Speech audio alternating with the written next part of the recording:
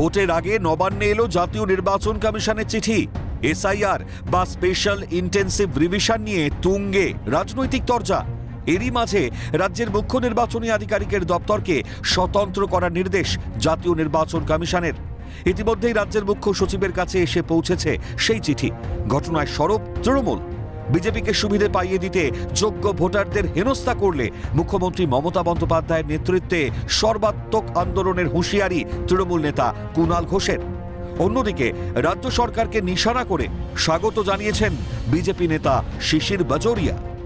জাতীয় নির্বাচন কমিশন যদি জেনুইন ভোটারদের হ্যারাস করে, নির্দেশে বা বিজেপিকে সুবিধা করে দেওয়ার জন্য যদি এই ধরনের খেলা তারা বাংলায় খেলার চেষ্টা করে, তাহলে কিন্তু সর্বাত্মক আন্দোলন মমতা বন্দ্যোপাধ্যায়ের নেতৃত্বে বাংলার বুকে শুরু হবে। না দেখেই বলছি, যদি এটা হয়ে থাকে তা স্বাগত জানাই।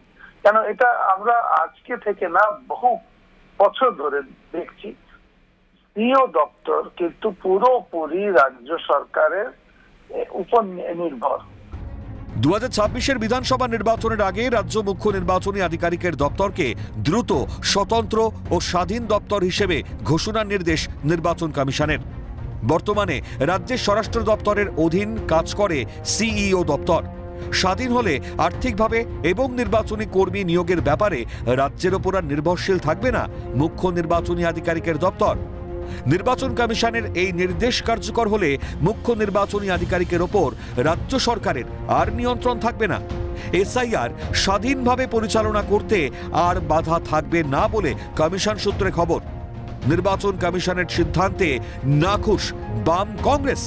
হঠাৎ কেন প্রয়োজন হলো প্রশ্ন তুলেছেন বাম নেতা সুজন চক্রবর্তী, যিনি এই চিঠি লিখেছেন দেশের সংবিধান ও নির্বাচন পরিচালন ব্যবস্থার গতিবিধি সম্পর্কে একেবারেই ওয়াকিবহাল নন। কটাক্ষ কংগ্রেস নেতা প্রদীপ ভট্টাচার্যের। দেখুন, রাজ্যের নির্বাচনী কমিশনকে স্বতন্ত্র করার অর্ডার এসেছে দিল্লি থেকে। এই কথাটার মানে কি দাঁড়ালো? তাহলে রাজ্যের নির্বাচন কর্মী যারা থাকবেন সবই কি স্বতন্ত্র হবেন, নাকি কর্মীরা রাজ্য সরকারের থাকবেন অথচ অফিসটা স্বতন্ত্র হবে? আমি জানি না এটা হঠাৎ করে কেন করার প্রয়োজন হলো।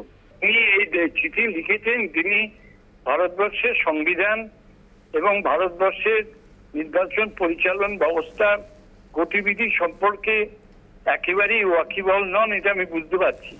এবং আপনারা এই সমস্ত গণ্ড মূর্খদের খবরাখবর প্রচার করেন, এতে ওরা উৎসাহ বোধ করে। নজিরবিহীন সিদ্ধান্ত জাতীয় নির্বাচন কমিশনের। মুখ্য সচিব মনোজ পানকে চিঠি পাঠিয়ে স্বতন্ত্র ও স্বাধীন একটি পৃথক দপ্তর তৈরি করতে বলা হয়েছে। বলা ভালো, রাজ্য সরকারকে একেবারে আলটিমেটাম দিয়ে জানিয়ে দেওয়া হয়েছে রাজ্যের মুখ্য নির্বাচনী আধিকারিক দপ্তরের স্বায়ত্ত শাসনের সীমিত ক্ষমতা রয়েছে। রাজ্য সরকারকে যে সকল পদক্ষেপ অবিলম্বে গ্রহণের নির্দেশ দেওয়া হয়েছে তা হলো, রাজ্য সরকারকে অন্য যে কোনো দপ্তর থেকে সম্পূর্ণরূপে বিচ্ছিন্ন একটি পৃথক নির্বাচন বিভাগ তৈরি করতে হবে। 2, অন্যান্য দপ্তরের মতোই অতিরিক্ত মুখ্য সচিব, প্রধান সচিব এবং সচিবদের আর্থিক ক্ষমতা অর্পণ করতে হবে। মুখ্য নির্বাচনী আধিকারিকের দপ্তরে একজন পৃথক আর্থিক উপদেষ্টা নিযুক্ত করা প্রয়োজন।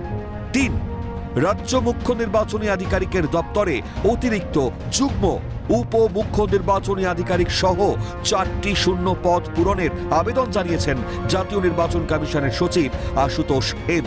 খালিদ জামালের রিপোর্ট, ক্যালকাটা নিউজ।